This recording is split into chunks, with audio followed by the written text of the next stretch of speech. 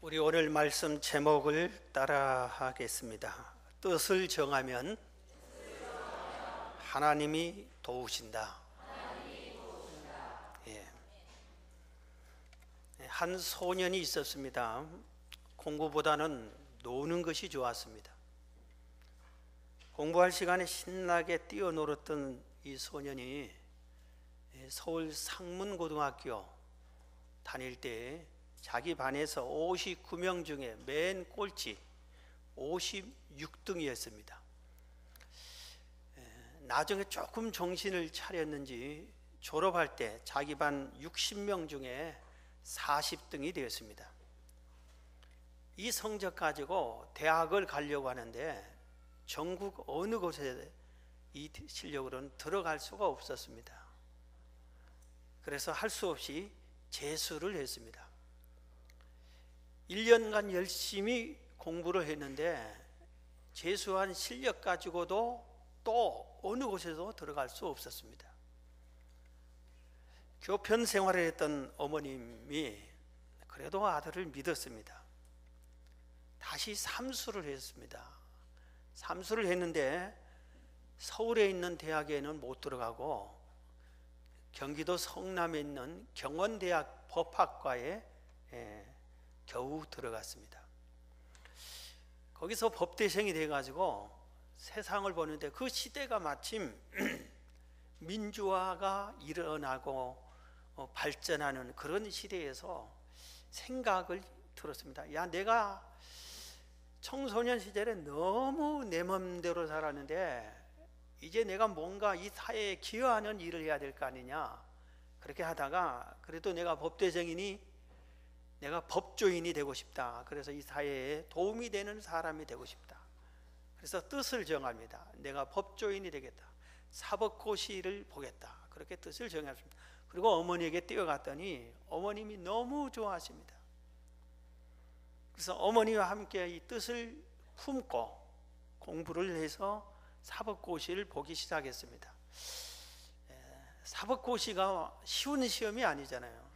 첫 번째 떨어졌고 두 번째 떨어지고 세 번째 떨어지고 네 번째 떨어지고 자꾸 떨어집니다. 그런데 다섯 번째인가 할 때 어머님이 세상을 뜨고 말았습니다. 그래서 포기할까? 집안은 아주 무너져 가지고 온 가족이 전세 1,000만 원짜리에서 얹혀 삽니다. 공부하려면 돈도 그래도 먹고 살아야 되는데 할 수 없이 아르바이트를 하면서 공부를 하는데 어머니의 허락을 받고 그만두어도 어머니의 허락을 받고 그만둬야 되는데 뜻을 포기해도 어머니의 함께 뜻을 정했으니까 어머니의 뜻을 따라야 되는데 어머님이 세상에 없으니까 그래도 내가 이 뜻을 포기할 수 없다 하고 계속 공부했습니다. 우리나라 속담에 10번 찍어 안 넘어가는 나무가 없다고 했는데 10번을 쳤는데 떨어졌습니다. 10번 찍어도 안 넘어가는 나무가 굳게 있었어요. 나중에 11번째 쳤는데 또 떨어졌습니다. 그런데 12번째 합격을 했어요. 아마 이분은 그 사법연수원에서도 그리고 변호사가 됐어도 자기 대학 출신의 사법고시 출신이 한 명도 없었어요. 그러니 얼마나 힘들었겠습니까? 그런데도 이분이 열심히 내가 뭔가 이 사회에 기여하겠다 이 뜻을 품고 변호사가 되어도 열심히 일을 했습니다. 그래서 지금은 바로 며칠 전에 얼마 전에 이분이 서울 변호사협회 회장이 됐습니다. 그러면서 그가 주장하는 게 사법고시를 계속 있어야 된다. 요새 로스쿨만 가지고 거기 출신만 이제 조금 있으면은 법조인이 되게 하는 법을 바꿨는데 아니다. 사법고시 계속 있어야 된다. 그래야 나같이 개천에서 용나는 이런 사람들이 생길 수 있다. 그렇게 일을 하고 있습니다. 아마 서울 변호사들이 얼마나 많겠습니까? 그들이 전부 다 서울 명문대 출신들이 대부분입니다. 그런데 경기도에 그리고 자기 동기생은 한 명도 없는 그곳에서 서울 변호사 회장까지 하면서 열심히 일하는 것은 뜻을 굽히지 않았기 때문에 그런 것입니다. 오늘 본문이 뜻을 정하면 하나님이 도우신다고 했어요. 세상에서도 뜻을 가지고 도전하고 계속 노력하면 열매가 있는데, 하나님 안에서, 우리 믿는 사람이 믿음 안에서 뜻을 정하면, 그 뜻이 확고하게 정하기만 하면, 하나님이 그 뜻을 기뻐하시면 하나님이 그 사람을 도와준다고 오늘 다니엘서는 가르쳐주고 있습니다. 먼저 이 다니엘과 다니엘 세 친구도 뜻을 정합니다. 오늘 본문 8절에 보면은 다니엘이 이렇게 뜻을 정했습니다. 하나님이 다니엘이 뜻을 정하여, 8절입니다. 다니엘이 뜻을 정하여 왕의 음식과 그가 마시는 포도주로 자기를 더럽히지 아니하리라고 뜻을 그렇게 정했습니다. 오늘 우리가 여기서 알아야 됩니다. 다니엘이 살던 시대에는 뭐 하나님의 뜻을 정한다, 그것은 사치스러운 생각이야. 그럴 수 없는 시대였습니다. 왜냐하면 다니엘의 나라 이스라엘은 무너졌습니다. 예루살렘이 무너졌습니다. 바벨론의 공격을 받아서 예루살렘이 무너졌어요. 그리고 하나님의 성전도 파괴가 됐습니다. 그리고 온 백성들이 도망가고 흩어지고 포로로 일부는 끌려오고 완전히 나라가 무너지고 가정이 파괴되고 재산이 뺏기고 그런 험악한 시대였습니다. 그런데 하나님 안에서 무슨 뜻을 정하겠어요? 그러나 다니엘과 그 네 친구는 뜻을 정했습니다. 자기의 뜻이 있으세요. 다니엘이 어떤 뜻을 정했을까요? 이렇게 정합니다. 나는 어디 있든지, 어느 곳에 살든지, 무엇을 하든지, 어떤 직장을 얻든지, 어떤 환경에 처하든지 나는 여호와를 경외하겠다. 하나님 뜻대로 살겠다. 성경대로 살겠다. 하나님을 영화롭게 살겠다. 그런 뜻을 다니엘과 그 친구들이 가진 겁니다. 그리고 하나님을 기쁘게 하는 일만 하겠다, 이런 뜻입니다. 그래서 이 다니엘이 포로로 끌려왔습니다. 느부갓네살 왕이 예루살렘을 점령하고 그 중에서 왕족과 귀족 중에서 좀 괜찮아 보이는 소년들을 포로로 끌고 옵니다. 그리고 와서 자기 나라의 왕궁에서 교육을 시켜서 자기 나라 인재로 등용하고 싶어서 인재를 키우기 위해서 포로로 끌려온 신세가 된 겁니다. 그런데 이 느부갓네살 왕이 앞이 좀 트인 사람이에요. 인재를 적국의 나라, 패배한 나라에서도 인재가 되면은 등용하겠다 이겁니다. 그리고 그들을 교육을 시키겠다 이겁니다. 이건 아주 잘한 정책입니다. 그래서 교육을 시키는데 왕이 그들을 특별히 사랑했대요. 그래서 어떤 대우를 주냐면은 자기 나라 백성들에게도 하지 않고 자기 나라 신하들에게도 하지 않아요. 왕궁 학교에서 이 포로로 끌려온 학생들을 가르치되 왕이 먹던 음식을 나누어 먹게 합니다. 산의 진미를 먹게 합니다. 이 바벨론 백성들은 먹지 못하는, 왕실에서만 먹는 이 귀한 음식을 나누어서 아낌없이 그들에게 먹게 하고 특별 교육을 시켜주는 겁니다. 그런데 다니엘이 그 음식을 살펴보니까 하나님의 말씀 율법에 어긋난 음식들이에요. 돼지고기가 올라오고 피채 음식이 올라오고 그리고 가증한 음식들이 올라오고, 더군다나 이 음식은 바벨론의 신 벨신이, 자기들이 벨신을 섬겼어요. 그 신에게 바쳐진 우상에게 먼저 바쳤다가 나누어 먹는 겁니다. 우상의 제물이고 그런 겁니다. 그래서 성경 내 있기에 아주 율법에 어긋나는 음식들이 있어요. 그래서 아무리 왕의 화사품이라 할지라도, 아무리 나라가 뺏기고 배고프고 굶주리고 먹고 싶은 음식이라 할지라도 나는 이 음식을 안 먹겠다. 내가 이 음식을 먹으면 하나님은 얼마나 슬퍼하시겠냐. 내가 하나님을 속상하게 할 수 없다. 그러면서 잘못하면은 포로에서 끌려온 그가 왕의 명령을 거역하면 목숨이 위태롭고 거기서 당장 쫓겨날 수도 있어요. 그렇다 할지라도 뜻을 어기진 일은 하지 않겠다 그럽니다. 그리고 환관장에게 찾아갑니다.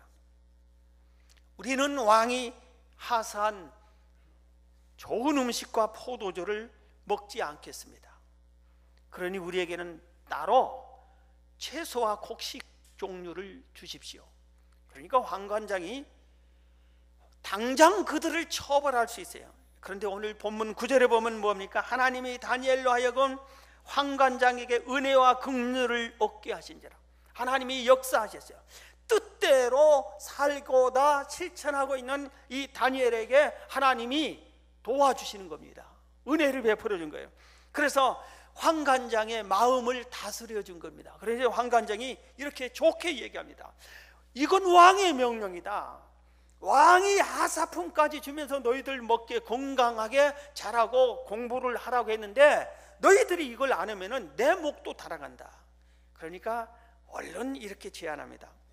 우리 네 사람이 채소만 먹고 나머지 포로로 끌려온 소년들은 왕의 산의 진미를 먹고 열흘 후에 우리의 얼굴을 보세요. 그래서 우리 얼굴이 최체하면은 우리가 당신 말에 따르겠습니다. 그럼 좋다, 그렇게 하자.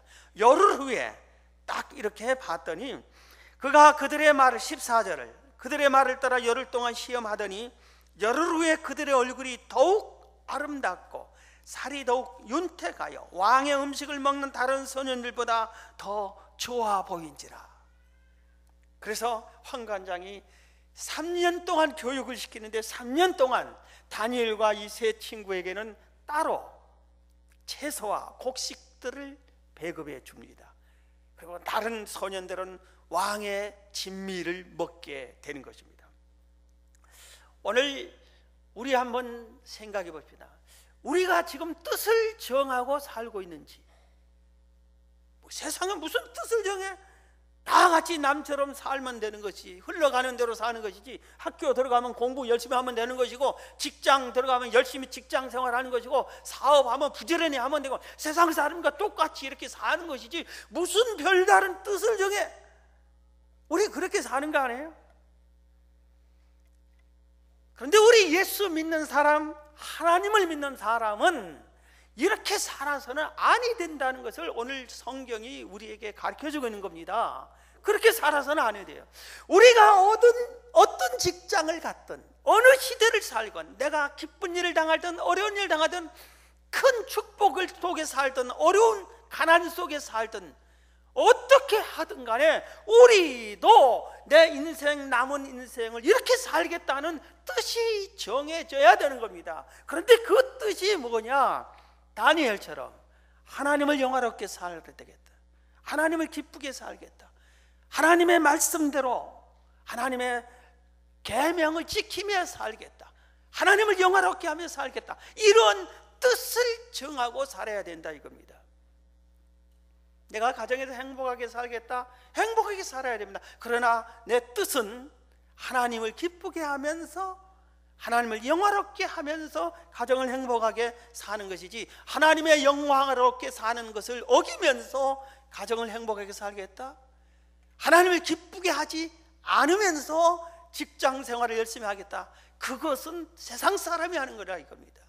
우리 예수 믿는 사람은 하나님을 기쁘게 하면서 살아야 된다 이것입니다. 여러분, 오늘 이 말씀 듣는 이 시간에라도 남은 삶을 나도 다니엘처럼 그 친구들처럼 나도 뜻을 정하고 이제 살아야 하는 것이 옳구나. 여러분, 뜻을 정하기를 주의 이름으로 축원합니다. 자, 오늘 그런데 두 번째 보면은 뜻을 정해서 이렇게 살면은 항상 모든 것이 다 좋은 일로만 이루냐? 그렇지 않습니다. 환난과 시험이 닥쳐옵니다. 그 하나님 뜻대로 뜻을 확실하게 정해서 성경대로 살고자 할 때에는 거스르는 게 맞습니다.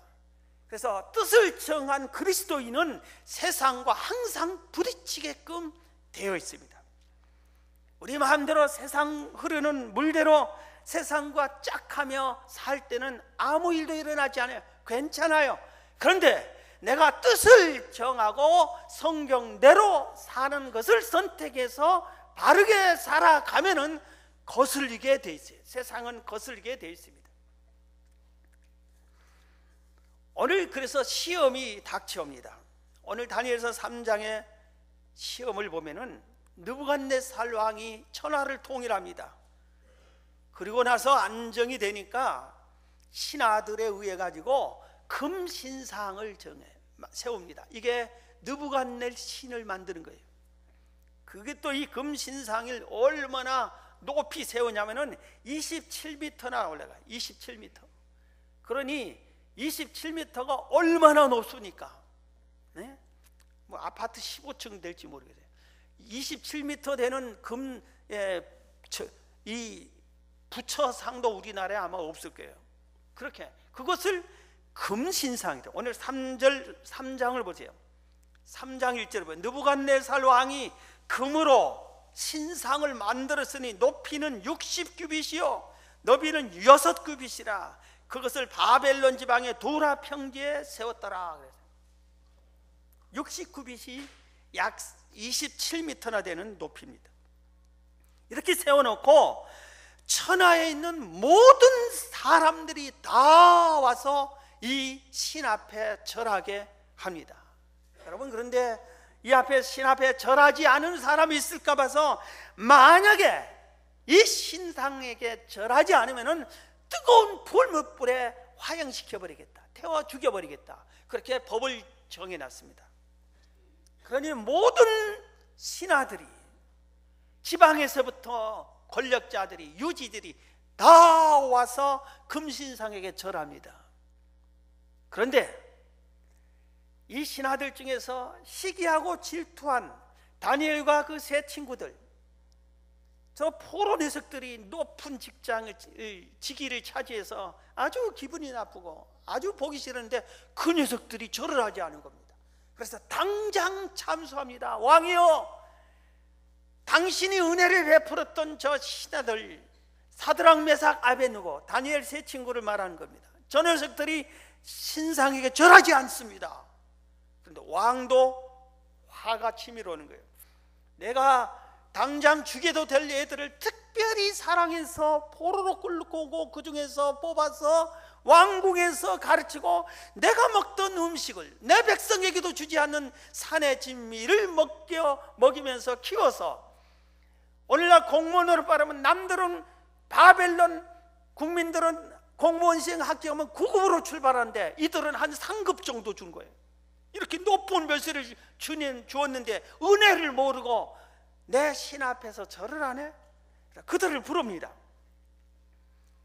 다니엘서 3장 14절에 느부갓네살이 그들에게 물어 이르되 사드락 메삭 아베느고야, 너희가 내 신을 섬기지 아니하며 내가 세운 금신상에 절하지 아니한다니 사실이냐? 이제라도 너희가 준비하였다가 나팔과 피리와 수금과 사명금과 양금과 생황과 및 모든 악기 소리를 들을 때 내가 만든 신상 앞에 엎드려 절하면 좋거냐? 너희가 만일 절하지 아니하면 즉시 너희를 명예를 타는 풀무불 가운데 던져 놓을 것이다. 그렇게 최후의 명령을 합니다. 그러니까 사드락 메삭 아벳느고가 끌려와서 즉시 대답합니다. 생각하지도 않습니다. 시간을 주옵소서, 여유를 주옵소서, 그러지도 않습니다. 즉시 대답합니다. 16절에 사드락과 메삭과 아벳느고가 왕에게 대답하여 이르되 느부갓네살이요, 우리가 이 일에 대하여 왕에 대답할 필요가 없나이다. 우리는 다 정해졌습니다. 우리는 뜻이 정해졌습니다. 절대로 하나님의 말씀에 우상에게 절해서는 안 된다고 했습니다. 10계명, 1계명, 2계명에 걸리는 겁니다. 절대로 대답할 필요 없어요. 우리는 못합니다. 안 합니다. 딱 정해진 거예요. 17절에 왕이여, 우리가 섬기는 하나님이 계시다면 우리를 맹렬히 타는 불무불 가운데서 능히 건져내시겠고 왕의 손에서도 건져내시리이다. 그렇게 하지 아니하실지라도, 우리를 하나님이 불무불에 건져내지 않을지라도 왕이여, 우리가 왕의 신들을 섬기지도 아니하고 왕이 세운 금신상에 절하지 아니할 것입니다. 딱 거절해 버립니다. 자, 정말 어떤 이런 용기 있는 대답을 어떻게 했는지 모르겠어요. 뜻을 정한 사람이 뜻을 어기지 않겠다 결심할 때 나오는 대답. 그랬더니 왕이 화가 막 침을 흘려서 풀무불을 7배나 뜨겁게 해서 태워 죽여버리려고 합니다. 던져버립니다. 그런데 이 불이 너무 뜨거워서 던지는 사람이 다 죽고 세 사람을 던졌는데 천사가 나타나서 같이 그 안에서 춤을 추면서 여호와를 찬양하는 거예요. 또 느부갓네살이 놀래가지고 나오라고 합니다. 나올 때 머리털 하나 거슬리지 아니했다고 했습니다. 시험에서, 큰 시험, 목숨을 잃을 뻔한 시험에서 그 시험을 통과하고 이긴 것입니다. 할렐루야. 6장에도 그렇습니다. 다니엘서 6장에 보면은 이번에는 다니엘이 시험 받습니다. 다리오 왕이에요. 이제는 왕이 바뀌었어요. 자기의 뜻대로 고관 120명을 세워 전국을 통치하고 또 그들 위에 총리 셋을 두고 다니엘이 그 중에 하나이다. 이렇게. 다니엘은 마음이 민첩하여 총리들과 고관들에 뛰어남으로 왕이 그를 세워 전국을 다스리게 했어요. 그러니까 왕 밑에, 왕은 형식적이고 전국을 통치하는 사람은 다니엘이에요. 그렇게 했습니다. 그래서 그 다른 신하들이, 다니엘이 바로 밑에 있던 총리고 여러 신하들이, 이에 총리들과 고관들이 국사에 대하여 다니엘을 고발할 근거를 찾고자 하였으나 아무 근거, 아무 허물도 찾지 못하였으니 이는 그가 충성되어 아무 그릇됨도 없고 아무 허물도 없음이었더라. 다니엘을 아주 얄미운 거예요. 포로 녀석이 우리 위에 상사가 되어가지고 전국을 다스리는 거예요. 그래서 그들이 어떻게 하면 다니엘을 처벌할까? 아무리 먼지를 털어봐도 먼지 하나 나지 않습니다. 다니엘이 깨끗하게 근무를 잘한 거예요. 가만히 살펴보니까, 그런데 자기들과 다른 게 하나 있어요. 뭐냐? 하나님을 믿습니다. 그리고 이 하나님께 하루에 3번씩 이스라엘을 향한 창문을 열고 거기서 엎드려 기도를 하는 겁니다. 저것 외에는 다니엘을 물리칠 방법이 없다.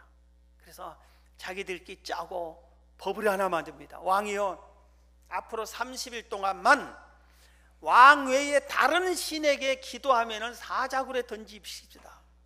군기를 잡아야 됩니다. 그리고 왕이 도장을 찍어줘서 법이 통과됐어요. 그런데 당장 다니엘을 고소합니다. 왕은 다니엘을 사랑했어요. 그런데 이 법이 통과됐기 때문에 어쩔 수 없어요. 사자굴에 던지게 됩니다. 그런데 사자굴에서 다니엘이 살아납니다. 머리털 하나 상치 않고 또 살아났습니다.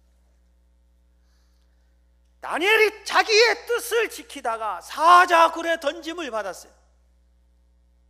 그래도 그 뜻을 접지 않습니다. 나는 하나님의 뜻대로 살겠다. 하나님의 법대로 살겠다. 성경대로 살겠다. 하나님의 계명을 지키며 살겠다. 하나님을 영화롭게 하며 살겠다. 하나님을 기쁘게 하며 살겠다. 이것을 흔들리지 않고 지킨 겁니다. 목숨이 위태로운 걸 알면서도 지킨 겁니다. 우리가 하나님 뜻대로 살 때 적당히 살면은 이런 시험이 오지 않지만 바르게 확실하게 뜻을 지켜 살아갈 때는 세상과 부딪히게 되세요. 언젠가 얘기했잖아요. 존 스토트 목사님 마지막 유언같이 쓴 책, 참된 제자는, 예수님의 참된 제자는 세상을 거스리며 살아야 한다고. 바르게 사는데 세상이 잘못됐기 때문에 세상이 자꾸 우리를 거슬려 우리를 함몰시키려고 하는 거예요. 그래서 우리는 거스림을 당하면서 그들에게 져서는 안 된다 이겁니다. 끝까지 하나님의 영광을 위해서 사는 것을 굽히지 않아야 된다 이겁니다. 자, 이렇게 살은 다니엘과 그 세 친구를 뜻을 정한 자에게 하나님이 도와주신다는 오늘 말씀의 제목처럼 이들에게 은혜와 사랑을 베풀어 주십니다. 할렐루야.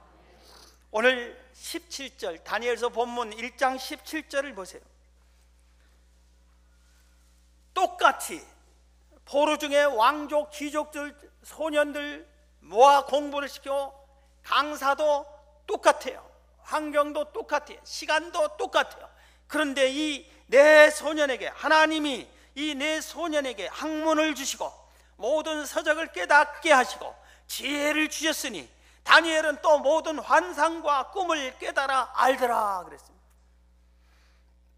똑같은 스승 밑에 공부하는데도 하나님이 지식을 심어주고 지혜를 주니까 그들보다 뛰어난 학자가 된 겁니다. 뛰어난 지혜자가 된 것입니다. 그리고 특별히 다니엘은 꿈과 환상을 해석하는 특별한 지혜를 주셨습니다. 그래서 느부갓네살 왕이 어느 날 꿈을 꿨어요. 그런데 자기 나라의 모든 지혜자들을 다 불러, 술객, 박사, 모든 사람들 다 불렀어요. 그리고 내 꿈을 해석하라고 합니다. 그리고 꿈 얘기를 안 해줍니다. 내 꿈도 알아맞히고 그 꿈을 해석하라고 합니다. 못하면 다 죽이겠다고 합니다. 그런데 다니엘만 내가 하겠습니다 합니다. 그리고 시간을 달라고, 기도할 시간을 달라고 하나님께 엎드려 기도합니다. 세 친구에게 기도를 부탁하고 기도합니다. 그랬더니 하나님이 꿈을 알려줍니다. 왕이 꾼 꿈을 다니엘에게 알려줍니다. 그리고 그 꿈을 왕이 해석을 못해서 범민하는데 꿈 해석을 시켜줍니다. 그래서 다니엘이 딱 앞에 나타나서 왕이요, 당신이 꾼 꿈은 이런 꿈을 꿨습니다. 그리고 꿈 해석은 이런 내용입니다 할 때 느부갓네살 왕이 거기서 꼬꾸라지는 겁니다. 다니엘이 높이 높이 올라가는 겁니다. 하나님이 지혜와 총명을 주시면 우리도 세상에서 손가락질 받지 않고 세상에서 우리도 머리가 되는 은혜를 입을 수 있습니다. 모든 사람이 존경하는, 존중받는 그런 사람이 될 수 있습니다. 여러분 뜻을 정하고 살면 여러분들에게도 이런 은혜를 주실 걸 믿고 이 은혜를 입기를 주의 이름으로 축원합니다. 그 다음에 뜻을 정한 자에게 하나님이 베풀어 주신 은혜와 사랑과 축복은 다니엘서 6장 28절을 우리 다 같이 6장 28절을 보십시다. 다니엘서 6장 28절. 자, 우리 함께 읽어보죠. 다니엘서 6장 28절 시작. 이 다니엘이 다리오 왕의 시대와 바사 사람 고레스 왕의 시대에 형통하였더라 그랬어요. 이 한 절이 간단한 것 같지만 아주 깊은 내용이 있어요. 다리오 왕 시대는 뭐냐? 바벨론 시대와 바벨론 시대가 망하고 새로운 나라가 형성됐어요. 바사 시대가 메데 바사 시대. 그런데 그 시대의 고레스 왕의 시대에도 형통했다. 우리나라로 말하면 고려 시대와 조선 시대에도 형통하였더라 이겁니다. 어느 시대 나라가 망하고 새로운 나라가 세워져도 다니엘은 형통하는 은혜를 입었어요. 왕이 바뀌어도 형통해서. 그래서 다니엘은 느부갓네살 왕, 벨사살 왕, 다리오 왕 이렇게 이런 왕들이 바뀔 때마다 정권이 바뀌고 나라가 바뀌어서 그런데도 약 70년 동안이나 그 나라에서 최고 고위직을 차지한 총리직의 직무를 감당하는 그런 사람이 됐어요. 그러니 70년 동안 얼마나 또 건강하겠어요. 70년 동안 소년으로 끌고 와서 70년 동안 그러니까 80, 90 넘었을 거 아니에요. 그때까지 건강하게 총리직을 맡은 겁니다. 무슨 일을 하든지 다니엘이 할 때 하나님이 형통하게 은혜를 베풀어 주셨어요. 우리 창세기를 보면은 아브라함이 가는 곳마다 형통합니다. 이삭이 가는 곳마다 형통합니다. 요셉이 야곱이 가는 곳마다 복을 받습니다. 가는 곳마다 형통합니다. 하나님의 영광을 위해서 하나님만을 경외하면서 그 뜻대로 사는 사람들에게는 다니엘에게만 한 게 아니라 모든 사람들에게도 그렇게 해준 겁니다. 오늘 여러분들도 뜻을 정하고 살면서 형통하는 은혜를 입기를 주의 이름으로 축원합니다. 마지막 한 가지 더 말씀드리면은 다니엘과 그 세 친구는 자기들 원수 앞에서 상을 받습니다. 하나님이 원수들 앞에서 높이 세워줍니다. 다니엘서 1장 46절에 보면은 이런 내용이 있어요. 아까 말했죠. 느부갓네살 왕이 꿈을 꾸었는데 아무도 해석을 못하는데 다니엘이 꿈을 해석해 주고 나니까 다니엘서 1장 46절에 이에 느부갓네살 왕이 엎드려 다니엘에게 절하고 명하여 예물과 향품을 그에게 주게 하니라. 그랬어요. 자, 여러분, 느부갓네살 왕이 누구예요? 오늘날 말하면은 우리가 쉽게 얘기하면 중국의 주석, 시진핑 주석 같은 사람이에요. 그래서 중국이 우리나라를 예를 들어서 점령해서 완전 우리나라를 점령해 버렸어요. 그리고 포로로 끌려와서, 그래서 우리나라 포로한테 중국 시 주석이 엎드려 절해요. 모든 그 나라의 제일 높은 사람들이 다 모인 그 자리에서 왕이 다니엘에게 엎드려 절해 줍니다. 다니엘을 시기하고 무시했던 사람들이 벌벌 떠는 거예요. 그리고 그 다음에 보면은 왕이 다니엘을 높여 귀한 선물을 많이 주며 그를 세워 바벨론 온 지방을 다스리게 했다고 그랬어요. 귀한 선물을 많이 주고 바벨론의 총리로 높이 세워준 겁니다. 원수 앞에서 상 받게 해주시죠. 다니엘서 6장도 마찬가지입니다. 사자 굴에 던지게 한 참소했던 사람들이 있었잖아요. 다니엘이 살아남습니다. 그러니까 왕이 죄 없는 다니엘을 참소했던 그 사람들을 그의 가족까지 함께 사자굴에 던져버립니다. 그러니까 사자들이 다 잡아먹습니다. 원수 앞에 다니엘을 다시 그 바사족의 제일 높은 총리직을 또 임명해 줍니다. 원수 앞에서 상을 받게 해준 겁니다. 사랑하는 성도 여러분, 오늘 말씀을 마치겠는데 하나님은 살아계심을 믿으시기 바랍니다.